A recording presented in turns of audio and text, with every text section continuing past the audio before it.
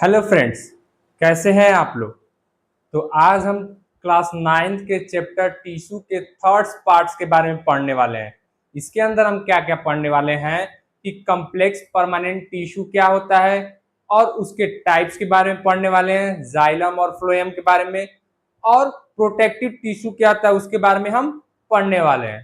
तो चलिए स्टार्ट करते हैं बिना किसी देरी के। तो कॉम्प्लेक्स परमानेंट टिश्यू होता क्या है।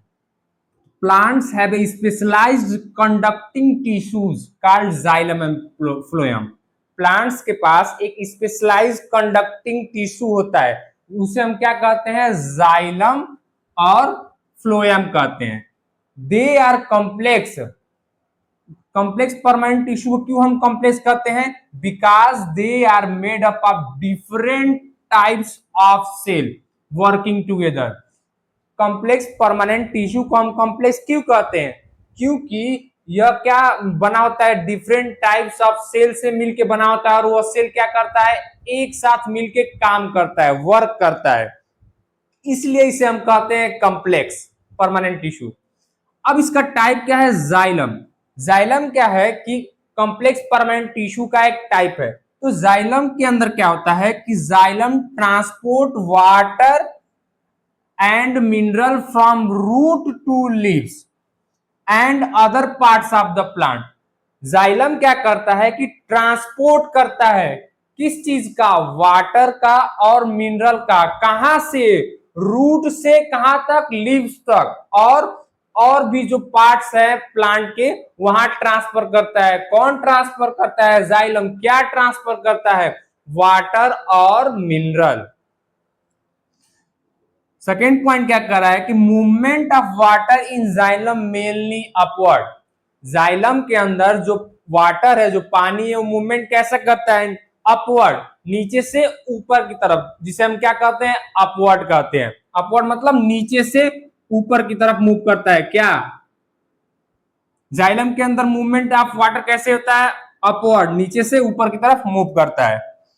अब थर्ड पॉइंट क्या कह रहा है कि xylem also provide mechanical strength to the plant.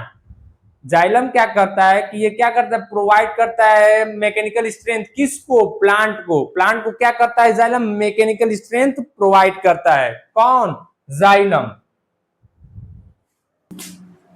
अब जाइलम का फोर्थ पॉइंट देखते हैं। It is the made up of 4 types of cell. ये क्या बना होता है? जाइलम किस चीज से बना होता है? 4 तरह के सेलों से बनाता है। क्या कौन कौन होते हैं? Tracheids, vessels, xylem parenchyma and xylem fibre. जो जाइलम होता है यह 4 तरह के सेल से मिलकर बनता है। कौन कौन होता है? Tracheids, vessels, xylem parenchyma and xylem fibres. अब फिफ्थ पॉइंट क्या कर रहा है कि most xylem cells are dead. ज्यादातर जाइलम सेल्स क्या होते हैं? डेड होते हैं, except xylem parenchyma. Xylem parenchyma क्या होता है? Which is leave. जाइलम के अंदर ज्यादातर जो सेल होते हैं डेड होते हैं। किसको छोड़ के? जाइलम पैरेनकाइमा को छोड़ के, क्योंकि यह क्या होता है? लिविंग होता है। अब हम क्या देखते हैं कि कॉम्प्लेक्स परमानेंट टिश्यू के सेकेंड टाइप्स के बारे में पढ़ते हैं, जिसका नाम है फ्लोएम। तो फ्लोएम में क्या होता है कि phloem transport food prepared by leave to all parts of the plant. क्या होता है कि फ्लोएम क्या करता है? ट्रांसपोर्ट करता है किसको? फूड को, जो कहां से बनता है? लीव से। और कहां इसको ट्रांसपोर्ट करता है? सभी पार्ट्स ऑफ द प्लांट के पास। ठीक है।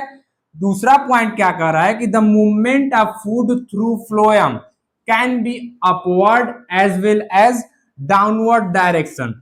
तो जो मूवमेंट ऑफ फूड होगा, फूड का जो मूवमेंट होगा, मूवमेंट मतलब मूवमेंट कैसा होगा इसका?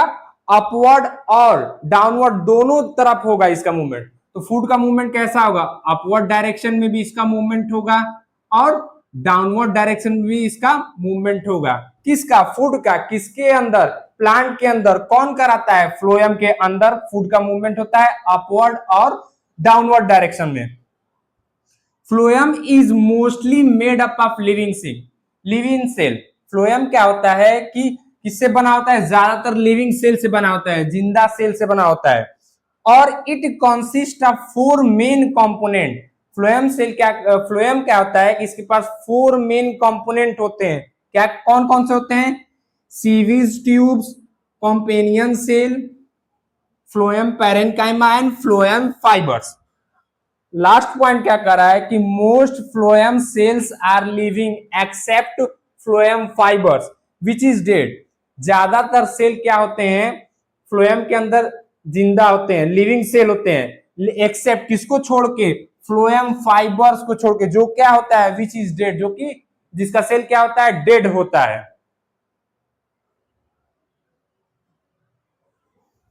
अब हम क्या करते हैं कि जाइलम और फ्लोएम के बीच का हम डिफरेंस देखते हैं कि इन दोनों के बीच का क्या क्या डिफरेंस है। तो जाइलम क्या होता है कि डेड टिश्यू होता है। जाइलम के अंदर कैसा होता है? डेड टिश्यू होता है। लेकिन फ्लोएम के अंदर क्या होता है? लिविंग टिश्यू होता है। फ्लोएम के अंदर कैसा टिश्यू होता है? लिविंग टिश्यू होता है। तो क्या इसमें डेड होता है? तो इसमें ट्रेकियाट्स डेड होता है, फिर वेसल्स डेड होता है और जाइलम फाइबर डेड होता है। क्या लिविंग होता है? Xylem parenchyma. इसके अंदर क्या क्या लिविंग होता है? सेवीज ट्यूब्स क्या होता है? लिविंग होता है।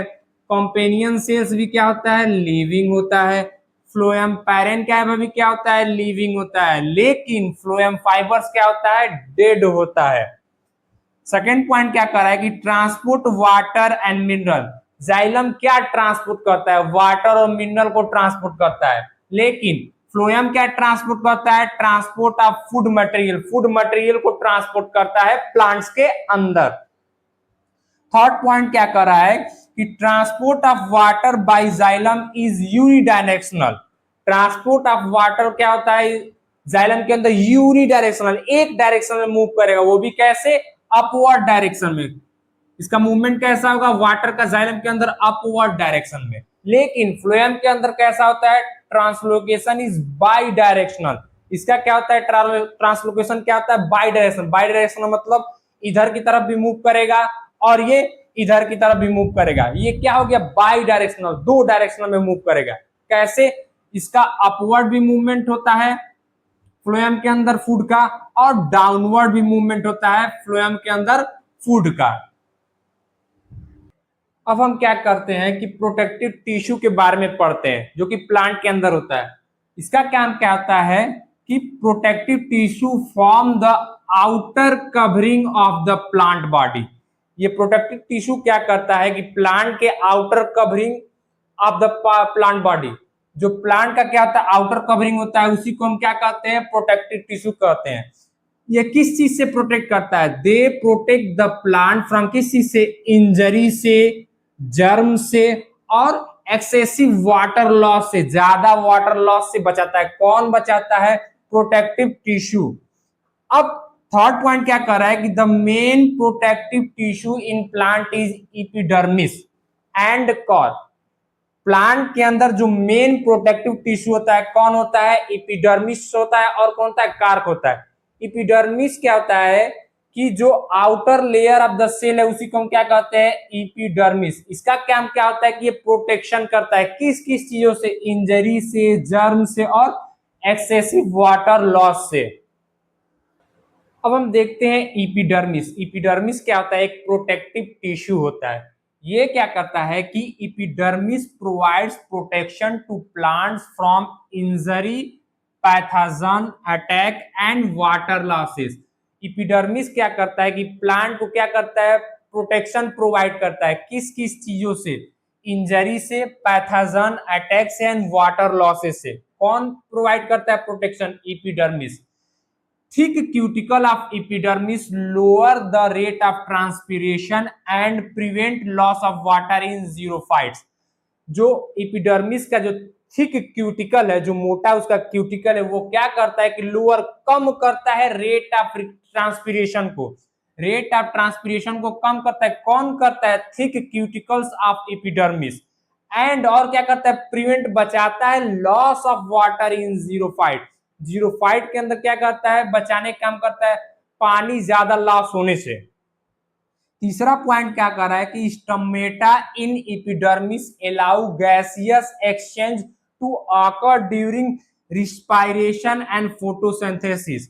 स्टोमेटा जो कि इपिडर्मिस के अंदर जो स्टोमेटा होता है वो क्या करता है, एलाउ करता है गैसियस को एक्सचेंज करने में। कब आकर होता है, ड्यूरिंग रिस्पायरेशन के समय और फोटोसिंथेसिस के समय क्या करता है कि स्टोमेटा क्या करता है, एलाउ करता है गैसियस एक्सचेंज, किसके अंदर, प्लांट के अंदर।